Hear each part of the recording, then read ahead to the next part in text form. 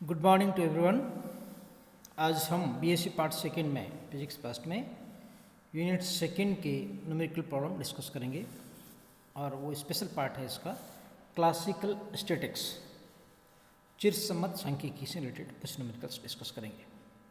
पहला क्वेश्चन, एक एम द्रव्यमान व न्यू आवृत्ति के सरल आवर्ती दोलक के लिए शून्य से ई ऊर्जा प्रास में उपस्थित कला कोष्ठिकाओं की संख्या ज्ञात कीजिए। To determine the phase cells in between the energy 0 to E for a simple harmonic oscillator who have the mass m and the frequency nu. So we start from here.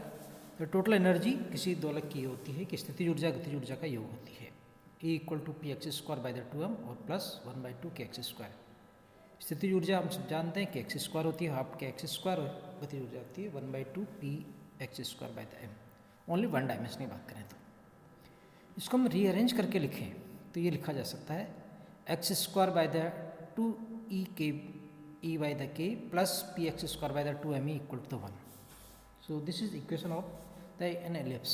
ये एक दीर्घवृत्त की समीकरण है जिसमें मेजर एक्सिस जो है वो रूट ऑफ दी 2e/k और माइनर एक्सिस जो है वो रूट ऑफ दी 2me है और ये है x एवं px के बीच में। जैसे हम वहाँ लिखते हैं x² by the a² plus y² by the b² = 1। यहाँ a जो है रूट ऑफ दी 2e/k है और b = रूट 2me है। अब यदि हम इसका क्षेत्रफल जानते हैं तो लिखते हैं a = πab। a is semi minor axis, b is the semi major axis. a जिसे हमने कैलकुलेट किया इसका रूट ऑफ द 2e/k है और b = root of the 2me है। सब्स्टिट्यूट कर दिया हमने तो क्षेत्रफल आ गया a = the pi root of the 2e/k and root of the 2me। Rearrange किया तो ये आता है 2 πe root of the m/k। हमें फ्रिक्वेंसी कैलकुलेट करनी है तो हम जानते हैं कि सिंपल हार्मोनिक ऑसिलेटर की फ्रिक्वेंसी जो होती है nu = 1/2 pi root of the m/k। तो इसको यदि रीअरेंज कर दें एरिया को तो मिलता है x/px तल में दीर्घवृत्त का क्षेत्रफल या कला निर्देशांक का क्षेत्रफल आता है a = E/ν। अब हमें चाहिए नंबर ऑफ फेस स्पेसिस या कला निर्देशांकों की संख्या चाहिए, कोष्ठिकाओं की संख्या चाहिए। तो कैसे निकालते हैं? तो तरीका हमारे पास में भाई फिलहाल तो हम डायरेक्ट लिख देते हैं E/hν। ऊपर हम सब जानते हैं 0 से E के मध्य कला क्षेत्रफल का मान होता है E/ν, दैट इज जो हमने कैलकुलेट किया अभी। तथा एक विमेय सिंपल हार्मोनिक ऑसिलेटर के कला निर्देशांक में किसी कला कोष्ठिका का क्षेत्रफल होता है dx × dpx = h। h is Planck constant. अतः हम देखें कि इसमें कला कोष्ठिका, देखिए एक कला कोष्ठिका का क्षेत्रफल कितना होगा h और हमारे पास क्षेत्रफल कितना आ रहा है E/ν। तो इसमें कितनी कोष्ठिकाएँ आ सकती है? Capital A/h, so this E/hν। This is the number of cells, phase cells may be possible in this particular energy range 0 to E। Next, this is very important questions। दूसरा क्वेश्चन है कि 4.8 × 10⁻21 joules ऊर्जा अंतर के दो ऊर्जा स्तरों की सापेक्षिक प्रायिकता रिलेटिव प्रोबेबिलिटी a² व E होने के लिए ताप की गणना करनी है। मतलब हमें दो ऊर्जा स्तरों के मध्य जो सापेक्ष प्रायिकता है, प्रोबेबिलिटी है, एक में a² केस है और दूसरा E है एक्सपोनेंशियली। तो इसके अकॉर्डिंग हमें कैलकुलेट करना है कि पहले वाले केस के लिए कितना ताप होगा और दूसरे के लिए कितना ताप होगा। तो हम जानते हैं प्रायिकता P = (c⁻⁻e/kT होता है, कि इस बोल्ट्जमैन कांस्टेंट।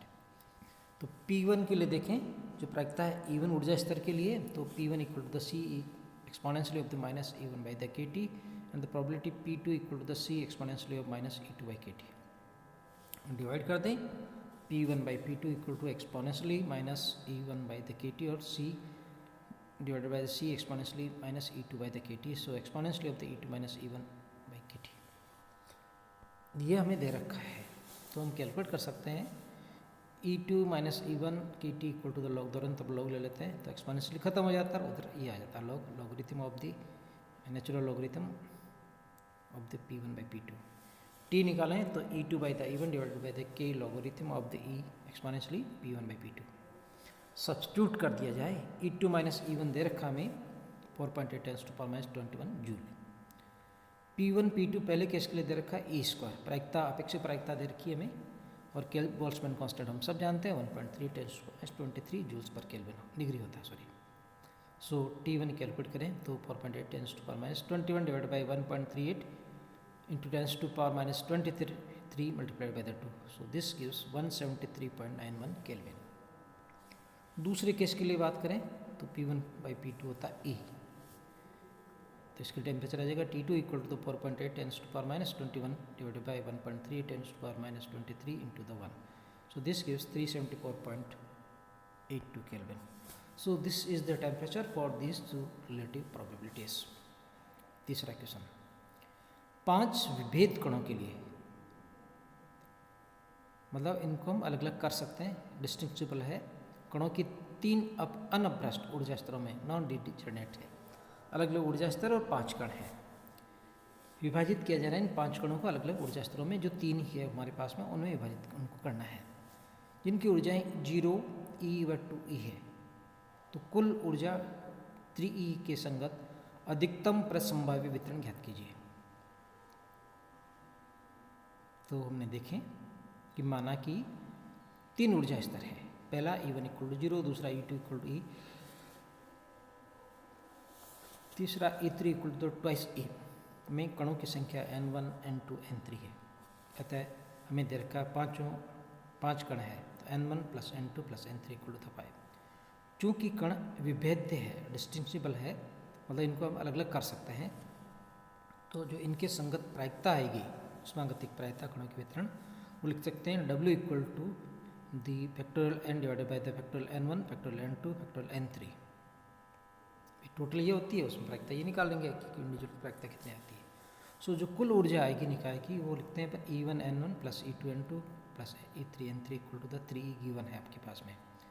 E1 0 दे रखा है, तो 0 इंटू द N1, दूसरे के लिए E दे रखा है E इंटू N2, तीसरे के लिए E3 2 E है, 2 E into the N3 that equal to 3। Rearrange करें, डिवाइड कर दें हम E से, तो मिलता है N2 + 2 N3 equal to the 3। अतः अधिकतम प्रसंभाव्य वितरण के संगत उष्मागतिक प्रायिकता समीकरण 1 तथा 3 के अधीन अधिकतम होने चाहिए, मैक्सिमम प्रोबेबिलिटी चाहिए अपने को। तो यह है कि जो अपने पहला फॉर्मूला लिखा और उसके अकॉर्डिंग, और जो दूसरा तीसरा और लिखा हमने, इन दोनों के अधिकतम प्रोबेबिलिटी के लिए हम क्या कैलकुलेट करें। संभावना ये मान ली हमने कि N2 में मान लो 1 कण आता है, तो N3 में कितना आएगा, N3 इक्वल होता है 3 1, इस फॉर्मूला सपोज सब्स्टिट्यूट करें थर्ड में, तो 3 - 1 divide by 2 that is equal to 2, और इससे कैलकुलेट करेंगे हम, N1 आ जाता है 5 - 1 + 1, सो दैट इज 3। तो इसकी उष्मागतिक प्रायिकता हो जाएगी 5 factorial divide by 3 factorial 1 factorial 1 factorial. So factorial 5 ले सकते हैं, 5 4 × 3 × 2 × 1, फैक्टोरियल 3 3 × 2 × 1, और फैक्टोरियल 1 इक्वल टू 1 होता ही है, फैक्टोरियल 1 इक्वल टू 1 अगेन होता है, तो मल्टीप्लाई करेंगे, रीअरेंज करें तो 20 आ जाती है। तो पहली स्थिति के लिए उष्मागतिक प्रायिकता है 20। दूसरी स्थिति जो पॉसिबिलिटी है वो N2 इक्वल टू मान लो 3 हो जाए, तो N3 आ जाएगा हमारे पास में 0 और N1 आ जाएगा 2। तो इसके लिए जो उष्मागतिक प्रायिकता आती है वो आएगी factorial 5 divide by factorial 2 factorial 3 factorial 0। सो इसको कैलकुलेट करें, वही री एक्सपेंड करके, तो 10 आती है। तो क्या रिजल्ट मिलता है कि उष्मागतिक प्रायिकता अधिकतम किसके लिए आई, पहले केस के लिए। इसके अतिरिक्त अन्य वितरण संभव ही नहीं है। अतः N1 equal to 3, N2 equal to 1, N3 equal to 1 के संगत उष्मागतिक प्रायिकता अधिकतम होगी। अतः हम लिख सकते हैं N1 N2 N3 equal to 3 1 1 अधिकतम प्रसंभाव्य संभावना है इसकी, ये वितरण अधिकतम संभावना आती है। सो आज के लिए इतना ही काफ़ी है। Thank you very much.